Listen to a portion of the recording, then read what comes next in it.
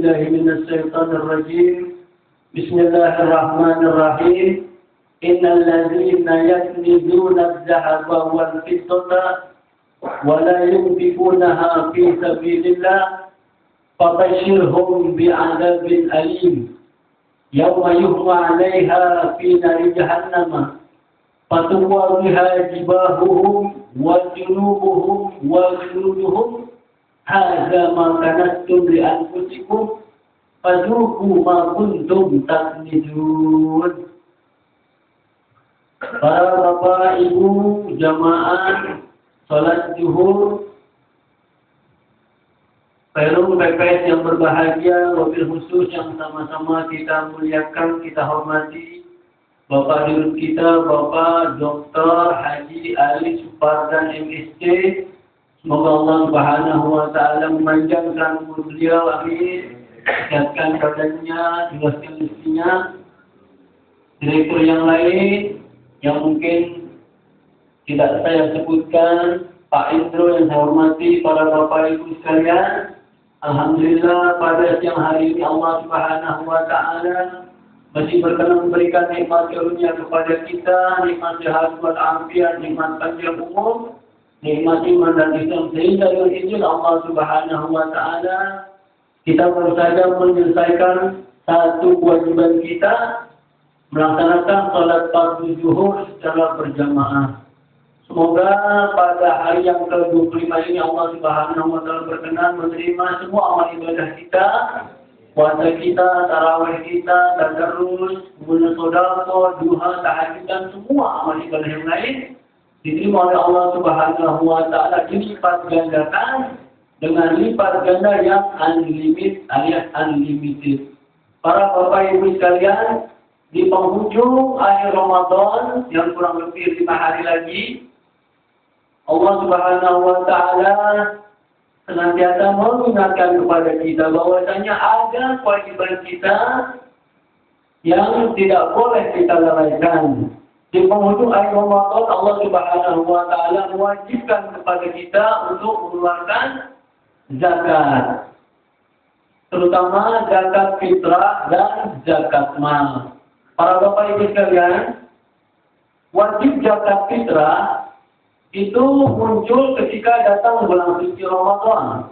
Awal Ramadan, 1 Ramadan, sudah wajib mengeluarkan zakat, baik zakat fitrah maupun zakat mal. Tapi kebanyakan kita mengeluarkan zakat itu menjelang di akhir bulan suci Ramadan. Kenapa?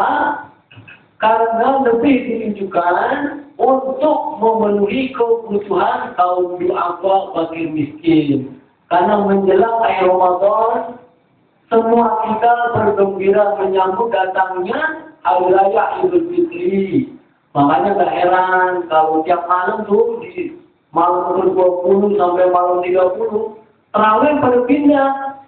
Yang tadinya di masjid pindah di airport, di Pamat, Al-Gayan, tarawihnya pindah di mall-mall. Ya, banyak anak muda pada minggu jalan. Itu tarawih pindah. Sebenarnya enggak apa-apa. Boleh kita ada hajat belanja, boleh. Enggak boleh kita hanya mengutamakan akhirat. Wala tansa nasibaka minad dunya. Dan janganlah kalian melupakan urusan kalian tentang urusan dunia.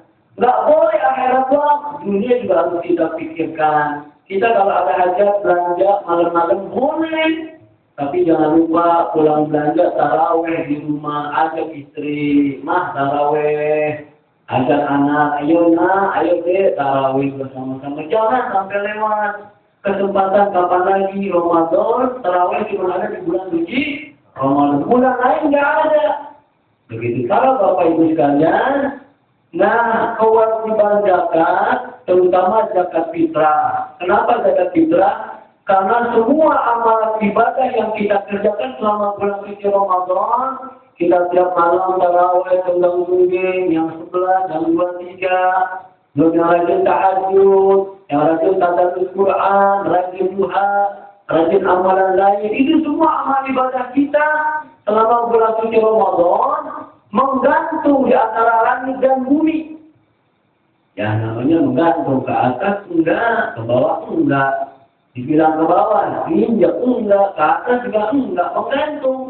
Shaum Ramadan mu'allaqun baina as-sama'i wal ardh wa la yurfa'u illa bi zakatil fitri. Puasa Ramadan kita, tarawih kita, tadarus kita, sedekah kita, semua amal ibadah lain itu menggantung di antara langit dan bumi. Ke atas nyampe ke Allah enggak, ke bumi balik lagi enggak. Menggantung di tengah-tengah antara langit dan bumi. Sampai orang itu mengeluarkan zakat fitrah. Nah kalau kita mengeluarkan zakat fitrah sampai kepada Allah Subhanahu wa Ta'ala, sempurna tuh amalan kita selama bulan suci Ramadan. Makanya jangan sampai kelewatan zakat fitrah. Mulai itu kemarin tanggal 1 sampai batasnya kapan? Ketika khotib naik mimbar Idul Fitri. Khotib udah naik tuh, Assalamualaikum, Alhamdulillah, hilang dah. Kalau kita khotib naik mimbar, ngeluarin zakat, bukan zakat namanya. Sedekah biasa, kayak kita nyumbang, sedekah biasa. Kita rugi. Sementara zakat fitrah mengangkat amal kita supaya diterima oleh Allah Subhanahu wa Ta'ala. Berapa banyak liternya? 3,5 liter atau 2,5 kilo beras yang kita makan. Jadi beras yang kita makan setiap hari beras yang berapa? Yang seliter 10.000 misalnya. Maka kita mengeluarkan zakat beras yang 10.000. Jangan giliran makan beras yang 10.000. Giliran zakat fitrah aja. Kasih yang 5.000. Ya kan? Kalau nggak kasih beras yang banyak kutunya. Coba makan mau yang bagus. Beras apa? Beras bulat enggak? Makan yang bagus, giliran zakat fitrah yang jelek, yang banyak kutunya, jangan. Apalagi ada lagi beras raskin. Beras raskin atau timbangan cuma lagi kalau orang bikin zakat, nggak boleh. Kita makan beras 15.000, keluarin yang 15.000. Karena apa? Itu bakal mengangkat amal kita kepada Allah Subhanahu wa Ta'ala. Jangan sampai lewat. Termasuk orang yang lahir maupun meninggal dunia ketika masuk bulan suci Ramadan. Atau mungkin tanggal 2 Ramadan, saudara kita, orang tua kita meninggal dunia. Itu wajib tuh, zakat fitrah. Walaupun orangnya udah tak ada. Karena apa? Ketika bulan suci Ramadan, dia masih ada, walaupun sekarang sudah meninggal dunia. Termasuk bayi yang baru lahir. Bayi baru lahir, tanggal 25 sekarang, misalnya, wajib zakat fitrah. Mensucikan jiwa si bayi, termasuk mensucikan jiwa kita. Jangan sampai lupa, masih ada kesempatan seminggu lagi. Yang kedua, zakat apa? Zakat mal. Besarnya 2,5%. Apabila sudah sampai nisab, sudah sampai umur 1 tahun, bisa kita punya usaha diawali kemarin, 1 Ramadan tahun lalu. Ketemu sekarang Ramadan yang baru, wajib zakat. Sudah masuk nisab 1 tahun. Atau kemarin sebelum Ramadan sudah sampai setahun, nisab 1 tahun, wajib zakat. Termasuk ukuran daripada penghasilannya. Kalau penghasilan berarti semua. Jadi modal, untung, gabung semua itu penghasilan itu semua. Kali 2,5%. Atau para ulama menisabkan itu kurang lebih dengan nilai uang kurang lebih 80 gram emas atau 90 gram emas. Kalau 80 gram emas, sekarang emas umpama gramnya 500.000. Berarti total 40 juta wajib zakat 2,5%. Atau kalau kita kerja, kan kerja udah tahunan nih gaji. Kita kalian aja gaji kita kali setahun. Kalau mau bersih, nggak usah nyampe 40 juta. Berapapun gaji kita sebulan bisa 2 juta, kali tahun 2 kali 12, 24 juta. 24 juta kali 2,5%. Keluarin tuh zakat kita. Kalau kita mau jadi orang yang bersih. Karena ada orang yang ngomong, kan, gimana? Oh, saya gaji minus.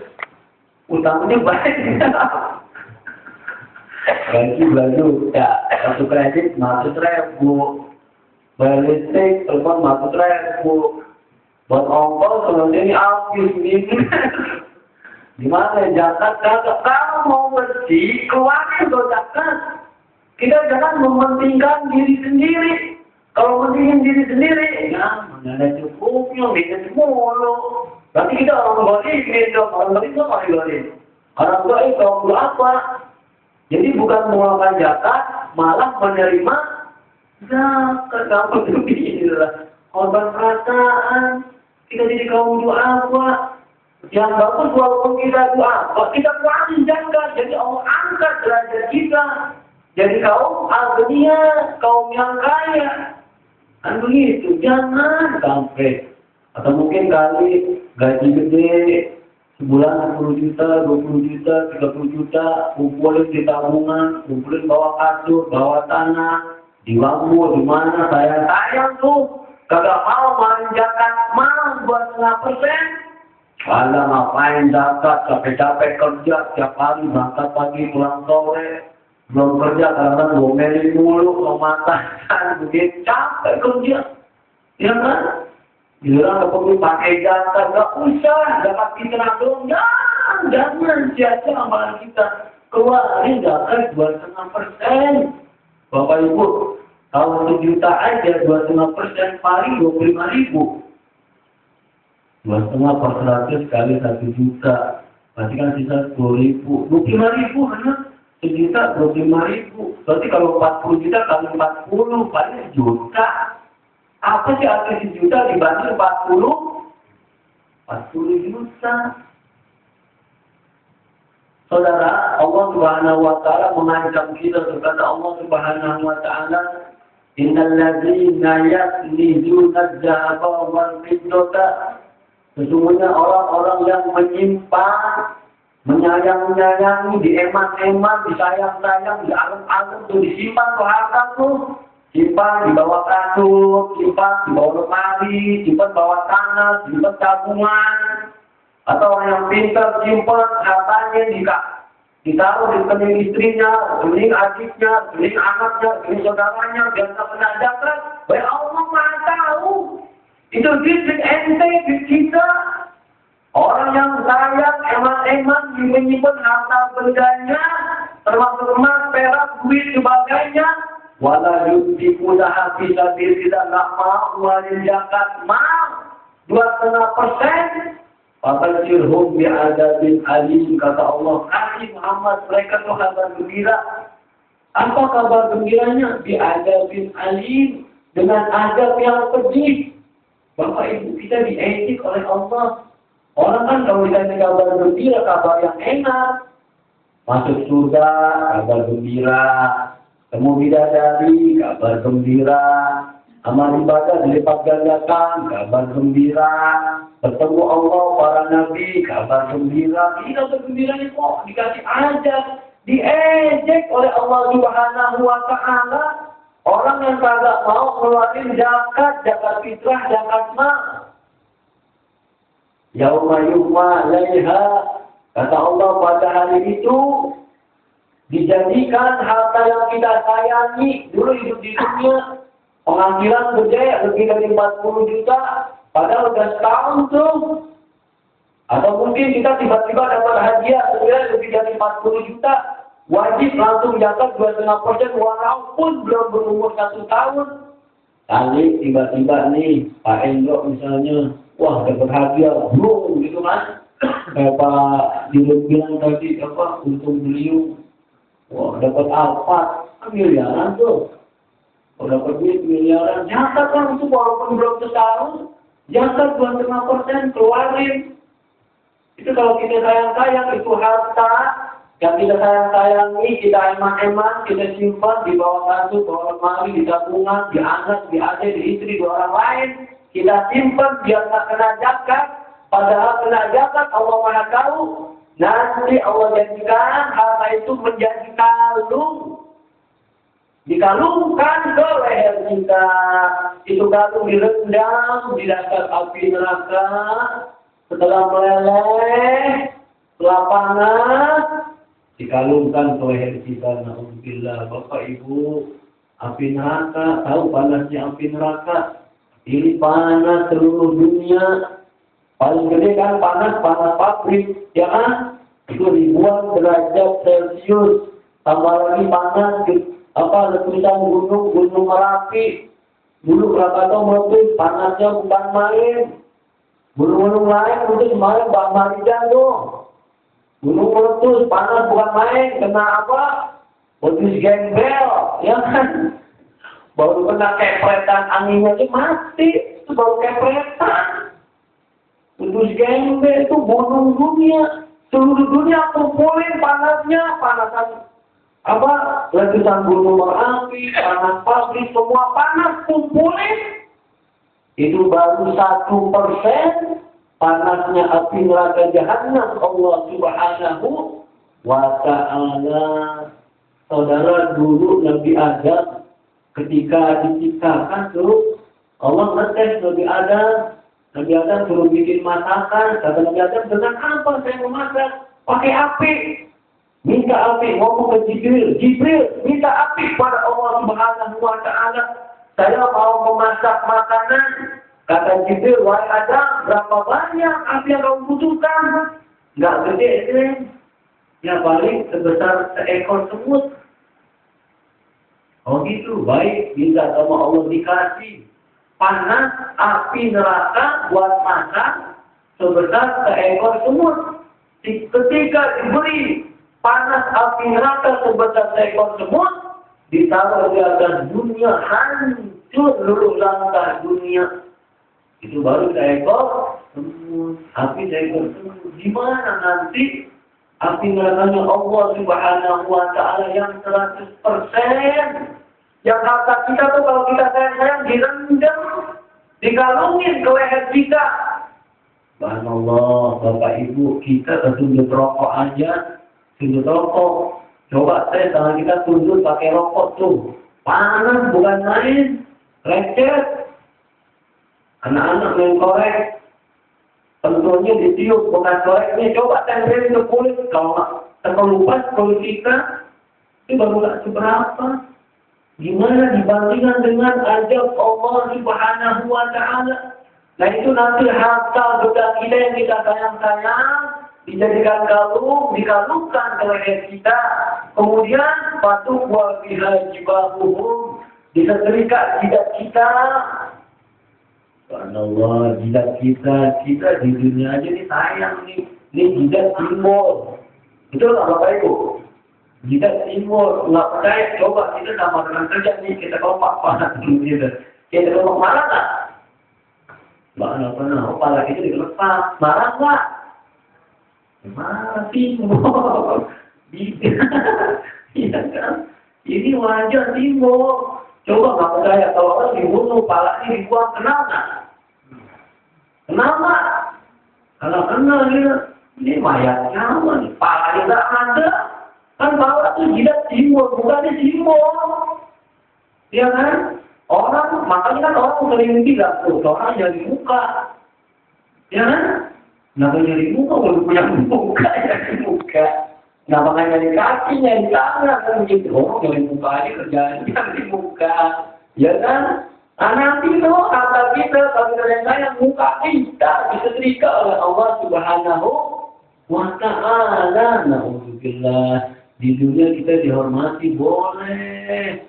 Kita punya jabatan, kasih, kabar, direktur, boleh. Tapi harta kita sayang-sayang, utang. Di hari kiamat tuh harta kita bakal menyetrika muka kita nih. Patuh buat biaya jibahuhum, buat qulubuhum. Disetrika lambung kita. Kenapa lambung? Lambung tempat makanan. Dulu pikirannya bagaimana nyenengin anak, nyenengin istri. Kan begitu, punya harta sayang-sayang, gak usah mau zakat, buat anak bini aja. Enak bener tuh anak bini. Kan saya sering bilang, kita duit para kaum laki-laki nih. Ngumpulin duit sayang-sayang, zakat enggak, sedekah enggak, ibadah enggak, pergi haji enggak, ya sayang-sayang. Giliran mati, jangan nikmatin anak istri. Kok kita di dalam kubur diseksa, anak bini lagi senang-senang. Kalau nggak istri kita kawin lagi, kalau kawin lagi, istri kita lagi enakan, kita diuji bener ya? Coba sayang harta di dunia. Bini kita senang-senang, kita diam-unyeng, mau munkar nakir, namun disetrika muka kita lambung kita dulu ini lambung. Kamu mikirin dunia aja, makan aja, yang dipikirin makan. Itu lebih baik menyindir, menasihati anak cucunya. Mata budu nabi ba'di wahai anak-anakku, nanti kalau ayah nggak ada nih, nanti ayah bentar lagi mati, ayah lagi meninggal. Mata budu nabi ba'di, kalau ayah nggak ada, kalian nyembah apa? Yang dipikirin ibadah. Kalau dibilang enggak, kita mau mati, anak itu mata dulu nabi ba'di. Ntar bapak nggak ada, makan apa? Yang dipikirin makanan. Makanya jangan heran nih kita nih. Emang jelek nih kita ya. Saya juga menyadari nih jelek nih kita nih. Kalau udah menjabat aja, jabatan apa nih? Atau punya posisi. Saudara diajak deh, saudara masukin, ya kan? Anak masukin, kan gitu. Family masukin, ponakan semua. Kalau bisa semua punya posisi. Kalau bisa yang lain jangan. Kan gitu. Orang lain bodoh amat. Kan begini sebenarnya. Itu manfaat Ramadan tuh gitu. Apalagi saudara zaman sahabat dulu, itu mereka tuh wayu'thiruna ala azalihim, mereka saling berisar. Apa itu isar? Sahabat saling berisar. Artinya isar adalah sahabat punya sesuatu sedikit. Itu enggak dipakai semua sama sahabat, tapi dibagi ke sahabat yang lain. Misal sahabat lagi kehausan, punya aqua cuma segelas kecil. Terus sahabat nggak minum, dikasih dulu sahabat yang lain. Sahabat lain nggak minum, kasih lagi sahabat yang lain, muter itu minuman. Itu namanya isar. Kalau emang kepepet, satu gelas pakai lami-lami. Itu sahabat. Kalau kita kan lain. Coba aja orang buka puasa atau lihat tuh, buka puasa di masjid. Di dalam makanan semua kumpul di depan dia, ya kan? Aqua iya, kolak iya, sirup iya, teh iya, semua dia. Kalau bisa yang lain ya, jangan. Kita loh, makhluknya terlalu. Kalau sahabat enggak punya dikit, bagi-bagi yang lain. Nggak pakai diganti, tuh gelas itu juga minum. Saya minum, ini nggak enggak. Justru yang banyak tangan, banyak mulut, orang-orang soleh itu barokah. Makanya nggak heran tuh orang-orang soleh kan umurnya panjang, ya kan? Sehat-sehat batin kita. Kan saya sering bilang, orang-orang kita langkahnya sok bersih, padahal penyakitan. Ya nggak? Geli sama orang, pasti nggak bisa lebaran nih. Lihat deh, salaman. Ada yang salaman cuma nempel doang gitu. Meluang, orang beli pun aja, gue gampar itu. Salaman tuh besok lebaran, kalau usah salaman tuh yang rapet. Kalau usah kita perlu, sudah kita maafin saya. Selama tahun lebih banyak dosa sama Anda gitu. Istri ke suami cium tangan peluk. Jangan malu-malu, pacaran nggak malu-malu pelukan. Lalu jadi suami istri malu, pelukan, maafin saya. Selama jadi suami nggak bener, ya. Banyak nggak benernya. Kalau punya gaji dari ngetitin, gaji 2 juta, kasih dini 1 juta, istilahnya habis. Lalu gitu. Jujur aja kita mah nggak bener. Itu lebaran, nggak usah beli, mana ini, sama saudara perlu, maafin. Kalau perlu cium tangan, bersama-sama cium tangan. Itu, Allah ampunin dosa kita tuh. Para Bapak Ibu sekalian, ini Allah Subhanahu wa Ta'ala. Sahabat begitu, mereka saling berkisah. Saudara, saya punya cerita nih, masih ada 10 menit. Kalau kita mau bandingin amalan kita, keyakinan kita, keislaman kita, keimanan kita, dibandingin dengan para sahabat, sungguh jauh. Makanya pantas Nabi ngomong, kata Nabi apa? Khairukum qarni. Sebaik-baik kalian adalah orang yang hidup sejaman dengan aku. Tsumalladzina yalunahu. Kemudian generasi berikutnya, ketika aku tiada, ada sahabat mereka hidup. Yang berarti tabi'in, generasi pertama. Kemudian apa? Tabi'in. Jadi Nabi, sahabat, tabi'in. Ini 3 generasi terbaik. Makanya orang-orang para alim ulama munculnya di generasi ketiga, tabi'in. Itu Imam Syafi'i, Imam Maliki, Imam Hambali munculnya dulu, nggak muncul sekarang. Gimana mau muncul sekarang? Kita banyak sama dunia, udah jauh dah dibandingin akhirat. Yang kita pikirin semua dunia aja, kita jujur aja. Aneh aja. Jujur kalau sholat, kita sholat 12 menit aja udah diburu-buru. Tuh tadi saya jadi imam mungkin tergolong lama tuh. Paling di belakang ada jujur aja. Ada yang kelamaan, ada yang garuk-garuk kagak gatel, ada yang itu. Makanya nggak heran terawih dirinya sebelah, ya kan? 2-3 kelamaan, apalagi yang bacanya kayak keong. Bismillahirrahmanirrahim.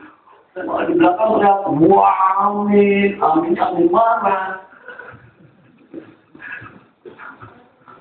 Terawih 2-3, ngeluh, giliran gitu, baca Quran, sampai iklan gini, sampai detil tuh iklan, film, semua dibaca, ya kan? Giliran terawih 2-3, wah, gitu. Nah, ini makanya gini sebelah, tidak terima ini, mungkin apa ini? Oh, lama, tidak ini. Ini sholat sebelah kelamaan, sholat 10. Aduh, itu kita loh. Ini baru terawih, belum muncul yang lain. Gimana mau mengkaji kitab, dibuka kitab tuh dari tiap-tiap huruf, tiap makna, ada namu, soroh, bayan, mantik, jauh dari kita. Itu sahabat yang langsung ketemu Nabi, melihat Nabi, tindak tanduk Nabi. Makanya mereka dengan sunnah, dengan thariqah, dengan semua hal-hal ibadah, itu mereka memegang keyakinan seperti makan, lagi menahan mangsanya. Alladzina addu bin nawajis. Itu macan kalau habis menangkap mangsa, digigit pakai geraham, pakai tarik kenceng.